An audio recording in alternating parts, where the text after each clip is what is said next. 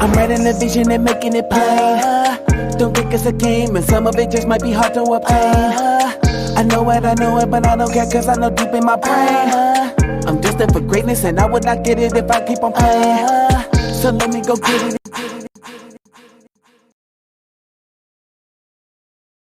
Hello, good people. I am CiaraNirita, and you are tuned into a live version of Cake and Conversations. I told you last week that I was going to have a special guest this week, and we have Miss Teri Keys-Irving with us today. Teri is someone I've known for a really long time, and someone whose opinion I value, and who is just an all-around amazing person. So I'll let Teri introduce herself and kind of give you a general idea of who she is and what she does. Hi, everybody. I am Teri Keys-Irving, as Ciara said. I am an independent beauty consultant with Mary Kay. I've actually been with Mary Kay. It'll be 5 years next month, and it feels like I've been with them forever. What else do you want me to tell them?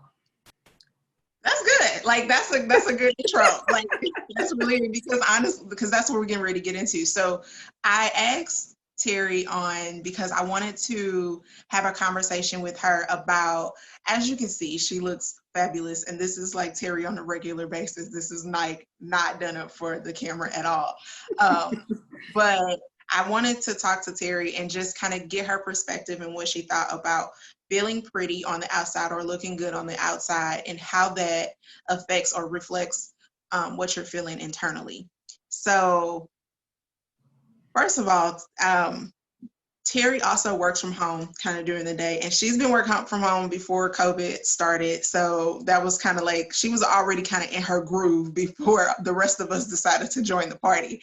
So Teri, I want you to first of all speak to, what does your routine look like on a traditional work day or a traditional day? What does your routine look like? So as far as the beauty routine, right? Yes. So I guess I'm a little different than most people. Being in Mary Kay, my appearance is my business. And so don't get me wrong, every day I'm not fully glammed up on a normal basis, but the minimum that I'm going to do is definitely wash my face. I'm going to cleanse, I'm going to moisturize. If I know I'm going to be on a Zoom call or something, I'm going to do brows. I'm going to put a foundation or a CC cream on my face, and I'm going to have a lip. And that's just for me. Even with wearing masks, I have not went away from lip color. If something happens and my mask pop off, I'm going to have on a lipstick, a lip gloss, a tinted lip balm. There will be something on my lips. So that's kind of just my basic routine. That's funny, because honestly, I have caught myself a couple times putting on something on my lips, and then I'm like, oh, why? Like, it's kind of like your little secret, like, I have a lipstick, and you don't even know it. I'm ready whenever the mask come off. It's ready. It's like it's all prepared. So I get that, and I'm not y'all. What y'all seeing is like a quick 5 minutes. I'm not a makeup person like at all. So it's so funny how Teri's like super into makeup and she's super girly, and I was a tomboy growing up, and then now when I got to like mid-20s is when I started to like get more girly. So I'm honestly just kind of coming into myself. It's the whole thing.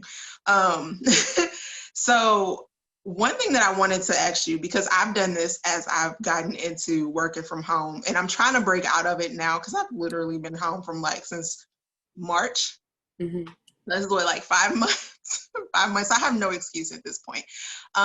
Pajamas. Like I will roll out of bed and I'm like, bonnet and pajamas is what we're going with today. So is that is that something that you do traditionally, or are you intentional? Are you more intentional about actually getting up early enough to like get dressed and just get yourself together for the work day? I certainly am. I'm in leadership with United Healthcare. And I will be with United Healthcare 15 years on the 22nd. And I am a avid believer that how you look is how you act. Even to the point where, and like you said before, I've been at home off and on probably a collective of probably about the 8 of the 15 years I've been with United Healthcare. Even before it was really popular everywhere else, United Healthcare, we were at home.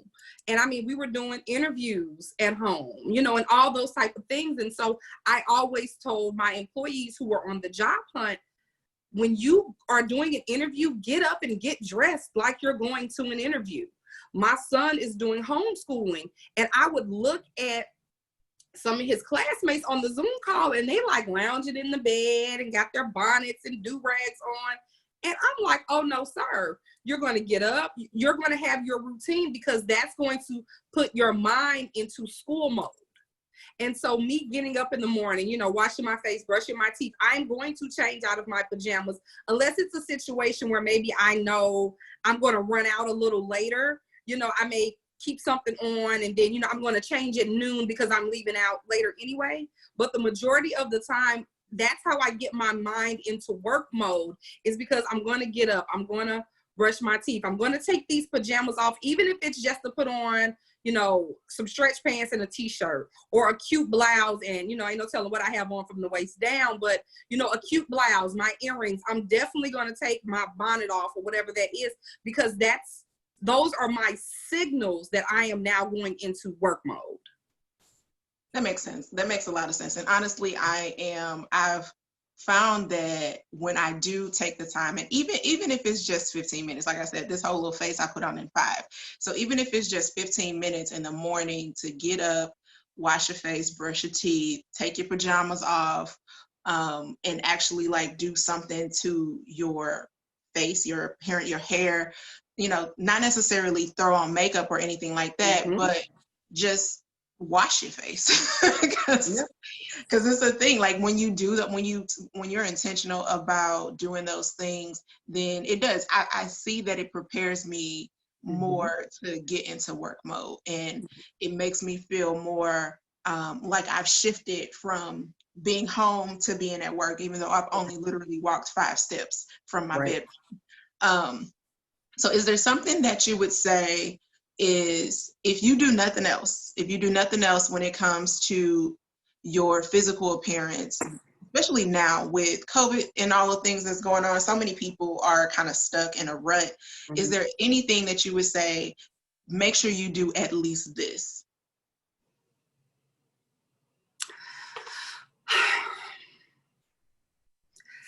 So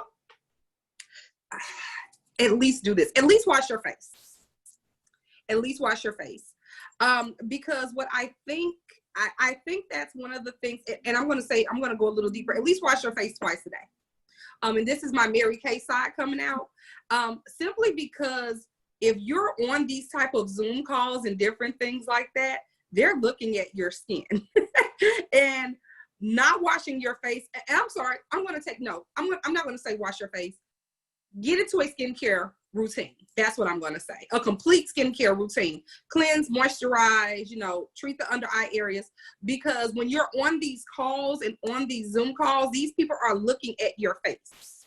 That's what's selling whatever it is you're talking about. And you don't want anybody like, girl, look at that pimple, or look at those under eye circles.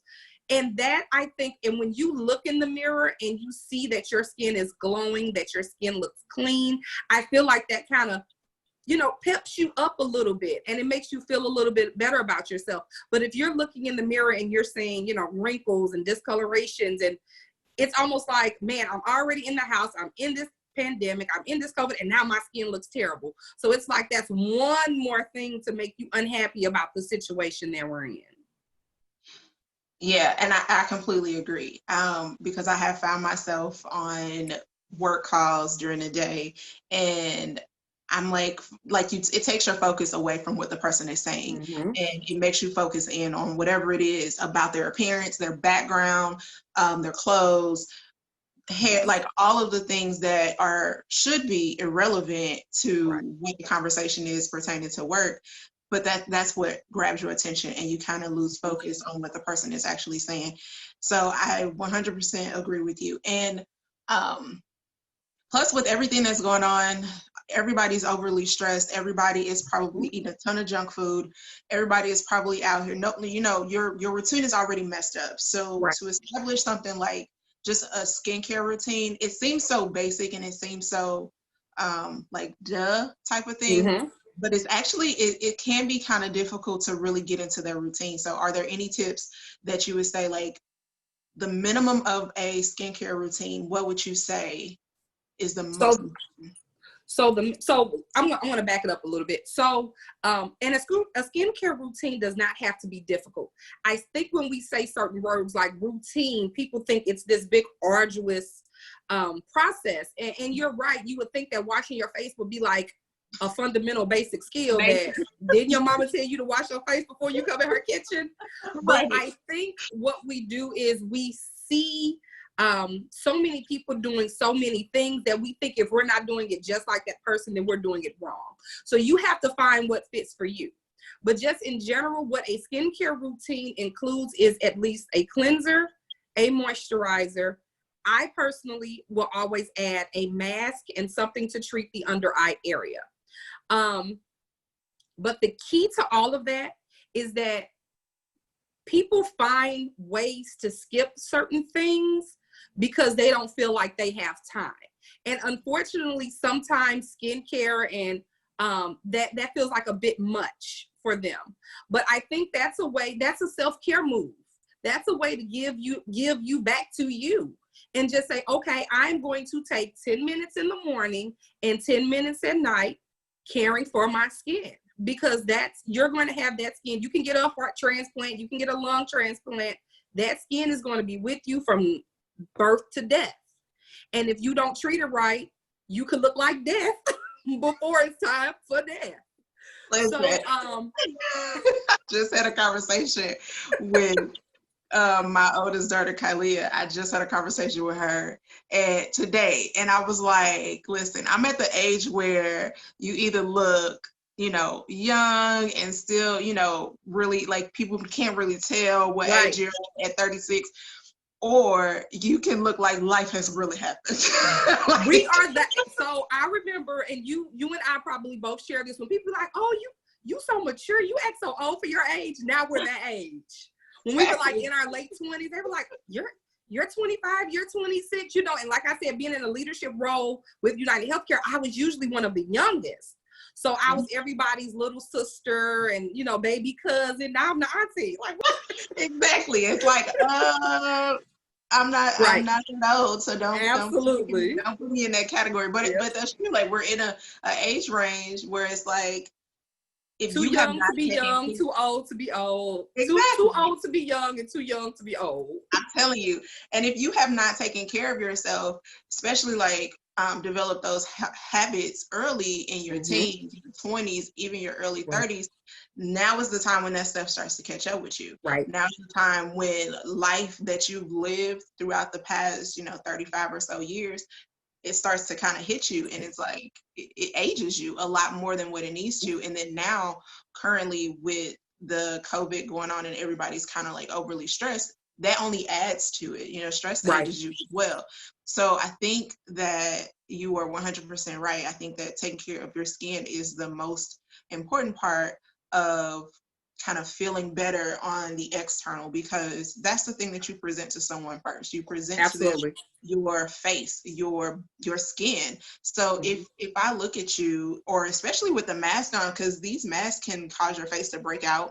Absolutely. People are wearing the mask multiple times because most of us are getting are not getting disposable ones. We're getting fashionable ones now. So they're reusable in some way. And depending on what, how many times you reuse it and what's going on with your face underneath it, it can cause breakouts. And so that's even more important to definitely, create a routine to take care of the skin that you have. Absolutely. So one thing that I am curious about is, because you mentioned, like, you don't know what's going on. Like, I'm that person. Like, when I get up in the morning, I try to be dressed from the top up. I gotta be pajama pants, top 40 at the bottom. Shoes, but I look okay on the camera. Nobody knows unless I tell you. Right.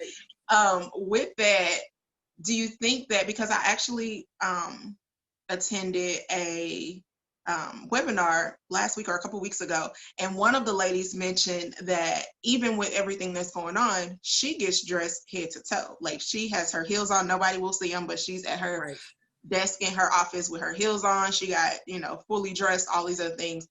Do you think that that is important, or does it matter, or does it depend on who you are if that actually affects your internal? Right. So that definitely depends on who you are, because I have a 6-month-old. So who's not going to be running around the house trying to grab a 6-month-old? It's Teri Keys-Irving.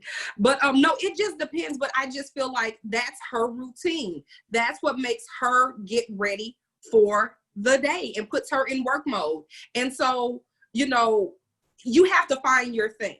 You know, if your thing is not on a normal basis to wear high heels, then no, don't try to wear high heels because you're sitting at home. It's not going to have the effect for you. And it may actually do the opposite. And you may end up feeling kind of silly and uncomfortable because you've put yourself into an uncomfortable situation. I'm a high heel wearer, and you know that. I wear heels to any event.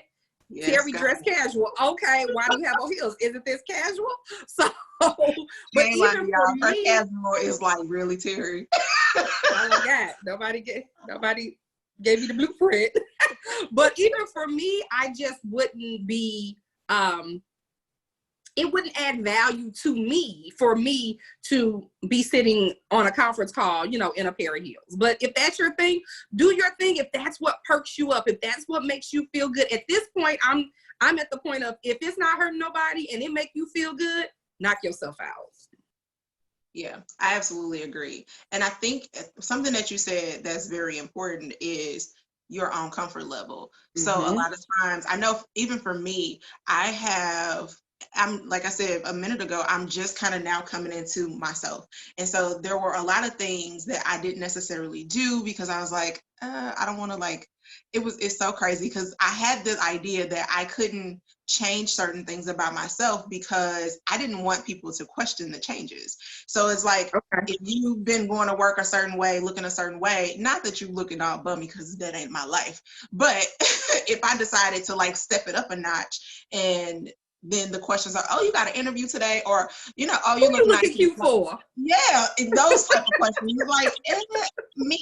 I'm looking cute for me. But then if you're someone who may not necessarily be comfortable with that type of attention, then it can kind of make you revert back. So is there anything that you would say to someone who's feeling that way? You're going to get attention regardless. As a woman, we are going to get attention. I can't speak to a man because I've been a woman since '83, but as a woman, you're going to get attention. Negative, positive, you're going to get it. Get over it. And I've seen the most well-dressed women get attention. I've seen the worst dressed women get attention. So it's kind of like you're going to get it. So if you don't want attention, then you're probably going to have to stay out in the house. You have to learn you, and you have to learn what you're comfortable in. And what you're comfortable in may not be what somebody else is comfortable in. And don't think that you have to change. If you genuinely feel like, you know what, I want to dress differently. I want to step my game up, or I want to, you know, be a little bolder than what I am. Maybe your bold is, I wear all black. Today I'm going to wear a red shirt. You know, it doesn't have to be, I'm going to put on this little bitty mini skirt and these high heels and I'm going to go to work. You know, if you want to just genuinely do a change and do something that makes you feel better, then do it. I think for us, you and I, and this is going to sound real crazy, we had to have tough skin because we came from Berkeley. And you will get talked about whether you're pretty, ugly, short, tall, fat, skinny. It's just what we did. It was like, that's how we show love. If you did not get roasted in Jondo, you did not fit in. So listen, I remember a time in high school, and it actually like stopped me from wearing like a red lip for a long time. And I was like, you know what? I ain't gonna say who it is. I'll tell you later. But I had wore this red. I was trying to like step outside the box, and I had acne when I was younger, and I played a lot of outdoor sports, so my skin was like just all over the place. And I decided to wear this red lip one time just to school. I was just trying to feel myself out. And when I tell you, I got joned out so bad. Because we didn't wear, and you know what? We did not wear red lipstick at that age. Yes. What did we wear? We wore gold lipstick with that stupid brown lip liner. We Oh, wore, my like, goodness. I was, even then I was into MAC, even in, you know, in high school in 2000, that old baby, like nobody wore red, and I cannot tell a lie. I did not start wearing red lipstick probably until I was after I got married. So maybe around 25, 26, because I just always felt like a little girl playing in her mama's lipstick. Mm-hmm. But once I made that decision that that was what I was going to do, I almost had to tune out what I thought people were going to say, because you are always your worst critic. Ain't nobody thinking about you. And I heard somebody say, and I wish I listened to so much stuff that people's stuff starts molding together, so I can never give the person the credit that I heard it from. And it says, if you realize how little people thought of you, then you would think so less about what they thought of you, if that makes sense. Like, people are really not tripping off of you. So when I hear people say, girl, I ain't gonna wear that, why not? Girl, they ain't gonna be talking about me. Who is they? Like, if that's what you want to do, and like I said, if you ain't hurt nobody, if that's what you want to wear, but it's not them that they worried about, it's you. It's that little bitty internal voice that is telling you all the reasons you shouldn't wear that. You shouldn't be happy. You shouldn't have that. You shouldn't do this. You shouldn't do that. But instead of us just being honest and saying, no, it's me, we project it out and say it's them, it's they, or it's, you know, whatever. That is so true. That is so true. Because honestly, like you said, nobody is really actually paying attention to you like that. Now, you may get compliments when you look nice, or Right. if you people do notice when you change stuff Right. up. They do. And typically people are going to be nice about it. They're going to say, you know, give you some type of compliment towards it. Mm-hmm. So, but generally speaking, nobody is really paying attention. Ain't nobody. To you Really, they not. And I'm the They're type not. of person where, well, once again, being in the business that I'm in, you compliment me, oh, now you my customer. You agree, you in. So, but I've never been the type of person, I enjoy compliments. And this is one thing that I've actually taught my staff at work. And also, I'm also getting my Mary Kay ladies. When somebody gives you a compliment, practice it with me. Thank you. Just say thank you. And didn't me and you talk about this too? Didn't we? I don't know, about but that I in the promise group? I was getting ready to make this same point when you mentioned compliments, because Yes. I think Just this is say thank you. Oh, girl, your hair is cute, girl. I'm about to take this stuff down. This stuff's been up for 2 weeks. Thank you. Right. When and even with, this is the darndest thing I've ever heard, because this is what I feel. I feel like if they genuinely did not like what you were wearing, they would not have complimented you. Just in general. I remember I was at work and this young man opened the door and held the door for me and this lady. And, you know, I walked in, he was a younger guy, and the girl that was with me was a younger girl. And he was like, you look really nice today. She looked at him, rolled her eyes, walked off. And so we got to and he went the opposite way. And she and I got on the elevator. She was like, oh, he is so thirsty. And I looked at her like, but then I had to think about, I don't know, you know, just from that small observation that I had in my head, why didn't you just say thank you and keep walking? But as I thought about it, I was like, well, I don't know, maybe they had some type of background. Maybe he, you know, has been, I don't want to say harassing her, but, you know, being a little bit relentless and pursuing her or something like that. And maybe that's why she felt that way. But just on the outside, I was just wondering, why couldn't you just say thank you and just keep walking? I would have asked. I probably, when we got on the elevator, when there's just two of us, I would have probably asked, like, why? I think I was too much in my head making up a scenario to ask. I would have, because that's the thing. And I think that that's an issue mostly with women, not knowing how to accept compliments. And not only that, like saying thank you and not feeling obligated to either give a compliment back or justify the compliment. So I think that that is a learned behavior, and it takes, especially if you still do it as an adult, it takes the skill, or you have to build the muscle in order to stop doing that, because so many times it's like, oh, that's a really cute cute shirt. Oh, thank you. I got this from, like, no. Right. You have to justify the reason why you got the compliment, or you don't have to, there's no added conversation needed unless that person asks you another question. Then at that point you have the choice to either answer it or not.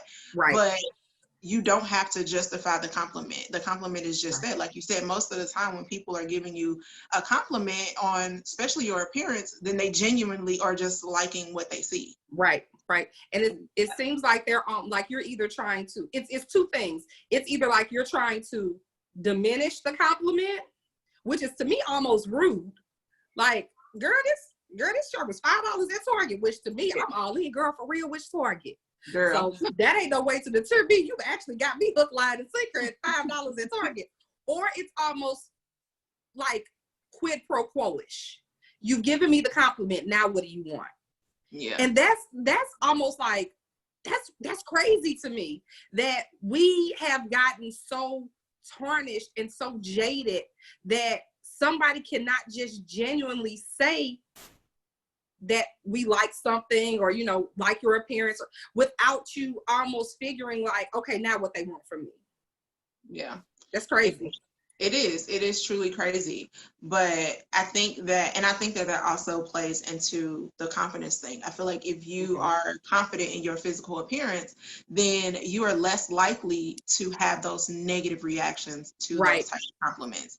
So if I'm someone, for instance, the young lady that you just talked about, that it could have been a historical situation where they've come in contact with each other, but I'm more inclined to think that it wasn't, and that's just her natural reaction to being complimented by a man. And maybe it's because of the way that she has come in contact with other men that have complimented her, and she just does not understand that sometimes a compliment is just that. It doesn't mean that he's flirting with you. It doesn't mean that he's trying to hit on you, or any of these other things. It could genuinely just be a compliment, and I think that is a misconception with a lot of women when they receive compliments from men. It's like, just because I compliment you don't mean that I want to be with you.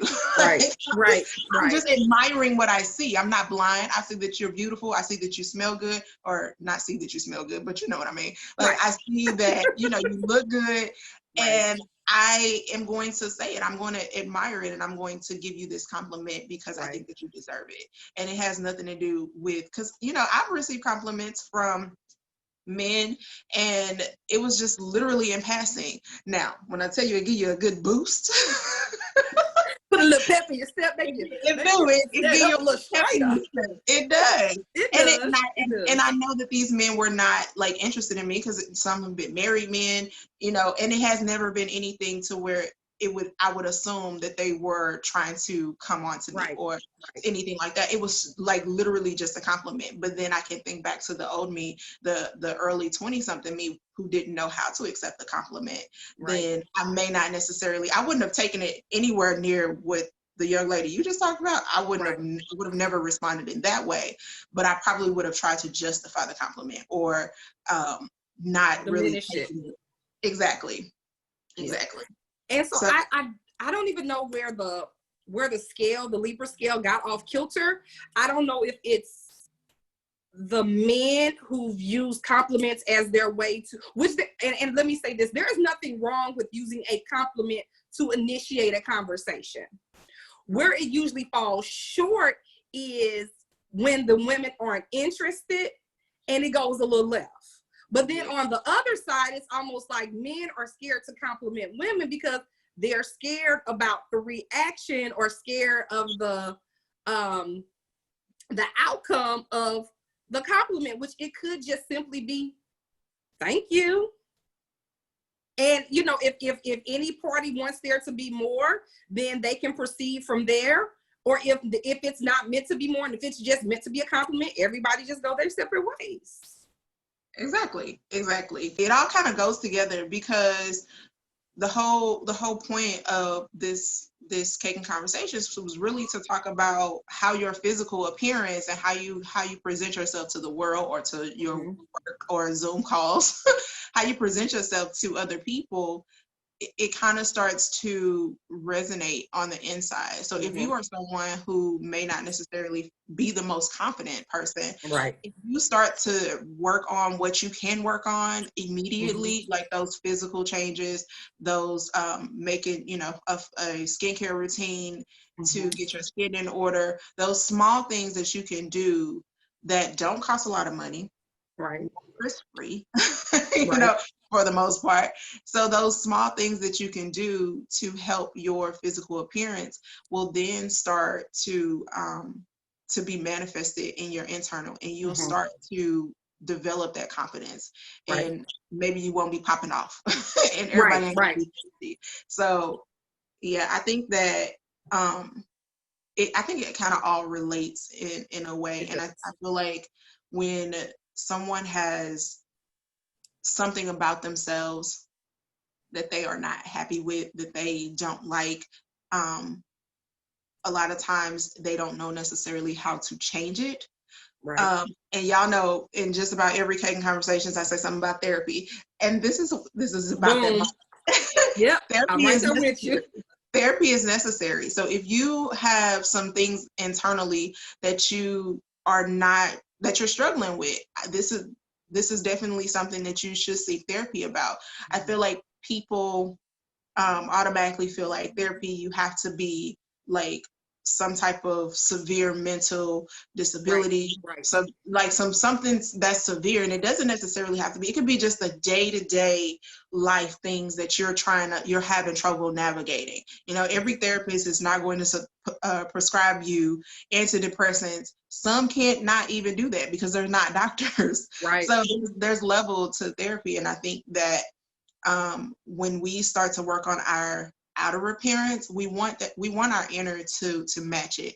And so in order to really get your inner self to match the beauty that you are showing everybody else, then you definitely need to work on the things that you need to heal. And the best way to do that is Jesus and therapy. There you go. And so something that I always like to say is, and you're exactly right, because I think people think of therapy when it's like the last resort, when it genuinely should be the first resort, because I really equate because I do work in the mental health field with United Healthcare. I really try to always align physical health and mental health so that it makes more sense to people, because if I have a cough, I'm going to go to the doctor before it turns to bronchitis or pneumonia. If I have, you know, something going on mentally, I'm just not myself, or, whatever it is, you go see about that before it leads to severe anxiety and depression, before you need medications, because maybe we can stop it now, or maybe we can figure out ways around it, or maybe there's something that needs to be done. You don't wait till it gets to the really, really bad, where now maybe you have to be committed, or you've done some things to, harm yourself or harm your family, or you're doing things that are no longer in character because you weren't really in tune with what was going on at first, where you could have sought therapy to kind of help you work yourself through it. And so I always say that, and you said this, I was just listening to your podcast when you were talking about being single and content. And when you were like, no, I'm not where I want to be, but I'm okay where I am, but I'm working towards something greater.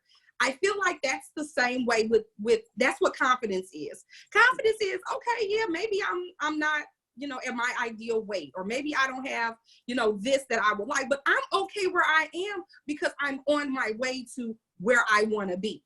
And I feel like the physical and the mental have to meet halfway. You can't have all of one or all of the other. You have to have both, because some of the most beautiful people that I consider physically beautiful are the most torn up mentally that I know. Some of the most confident and mentally stable people that when you look at them from a societal norm of beautiful, they may not fall in that category.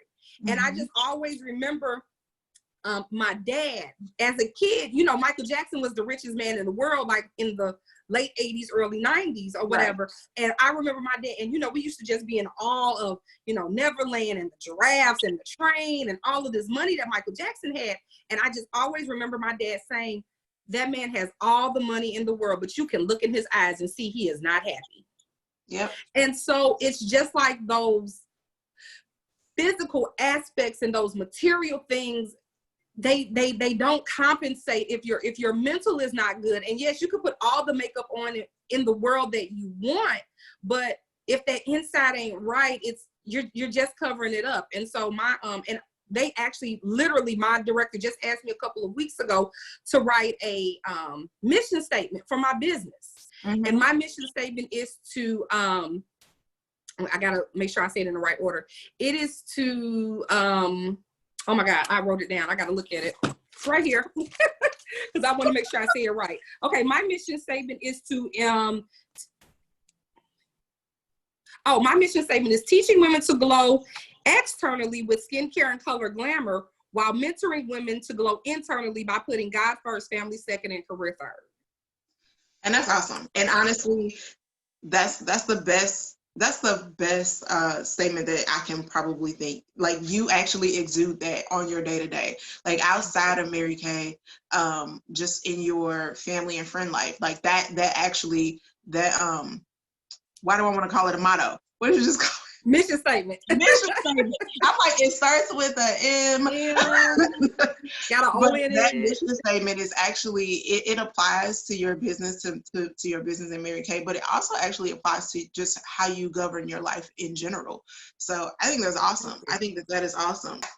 But I think that as a mission statement goes, that's a great one, because it's so important to not only to simultaneously work on your internal and your external, because like you said, you can look absolutely beautiful on the external and then be so broken on the inside, and that brokenness will eventually come through.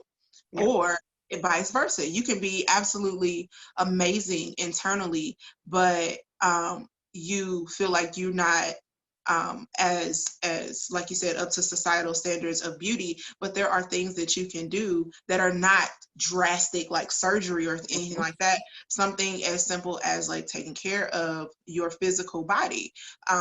We only get one body. I mean, there's some things that you can do if you choose to, do a couple nips and tucks, but generally speaking, most people are not trying to do that. So just taking care of the body that you have, and giving it the love that it needs, the water, the rest. People neglect or don't understand or don't realize how important sleep is. Sleep, proper mental health, water, like these things are kind of like foundations to good mental health, good physical health. And I think that they help no matter what area you are in or what stage of life you're in. So, whew, child, listen. I don't know how we got here, but we're here now. Hey, well, we're here, and you go enjoy it while you're listening to why we're here. Right. But this was good. Like, I really wanted to talk about how your physical appearance affects your mental state, and I think that we really touched it, and we really kind of like gave some good examples of how that is, and also how your internal affects your external. So bottom line is they go hand in hand. You can't have, good on the outside and nasty on the inside, and you can't be nasty on the outside and good on the inside. Like it'll be off balance no matter which way you decide to do. So you have to simultaneously work on them. Take care of yourself, eat right, exercise, go to therapy, get you some sleep, drink you some water, wash your face. and you have to care for you. My director says it all the time. She says that you have to give back to you. And I've heard Ayana Van Zandt, can I say this? Is this gonna be trademarked? I heard her say that think of yourself as a vessel. Or just a cup. Let's just say, think of yourself as a cup. Everything that goes inside the cup is what you need to function and to fulfill your role as a cup. Once it fills up, everything that spills over is for everyone else. So if you are not filled up, but you're constantly giving out what's in you, you're going to be at half capacity or quarter capacity or no capacity at all. And then what starts to happen is that your vessel or your body, it starts to break down. you know, so you have to make sure you keep yourself full. And unfortunately, I think as women, I don't know if we forget or if we were never taught. Because I think we saw our mothers and our grandmothers and our aunts just working. And even though my mom was a stay-at-home mom, I still saw her cook for my daddy every day, make his lunches, make his breakfast, send us to school, you know, do homework, iron clothes. And my mom did sew. So she sewed clothes. And I just saw her constantly going. And I never really saw, she got her joy from seeing us happy. And I wonder if that really was her joy, or is that what she told herself was her joy, because that's what women were expected to do. That's good. Listen, this will go into a whole nother conversation, and we may have another y'all part too. We're gonna have to, because that just made me think about how, especially women, we glorify the struggle, or we glorify being a strong Black woman, or we glorify not asking for help. So yeah, let's go ahead and wrap up. So, because I can be here and we can talk. You know we can. And like change subjects 11 times. So just, what are your final thoughts or your final words of encouragement for taking care of your physical, your outer beauty, and how that affects your internal? My words of wisdom is, do what feels good to you. And if you don't know what that is, explore, figure it out, make it fun, talk to somebody, ask somebody. You know, I always say, don't take advice for somebody you wouldn't switch places with. So find somebody that you really, I hate to say admire, but you really value their opinion, and just chit chat with them, because what you may find is y'all ain't that far apart. So while you're putting her way up here, the more you guys chat, you guys are probably, and so it will make you a little bit more comfortable with either where you are or where you're trying to be. I'm gonna rep my business, but I always feel like every woman needs a good therapist, a good beautician, a nail tech, a house cleaner, and a Mary Kay lady. You know, get you a Mary Kay lady. I got most of those. I'm still working on a couple, but I got most of those. Get you a Mary Kay lady. It's what we do. We are experts in skincare and beauty, beauty and skincare. Of course, we don't take the place of like a dermatologist if you have like really bad skin issues, but just general skin issues. What can I do? What's a good cleanser? What's good this? What's good that? That's what we are, trained to do. We teach you. I can make you a makeup artist if I want to, if you want to, but if that's not what you want to do, and it's fun. It's really women will feel like it's fun. And ladies, it's okay to care about your physical appearance. It's not vain. It's not conceited.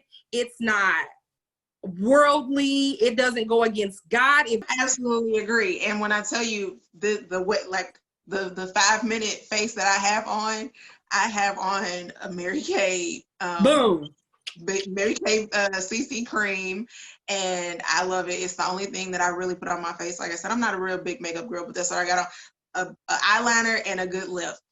I mean, all of it come from Mary Kay. So it's like it's very possible, and it's very simple to do something quick.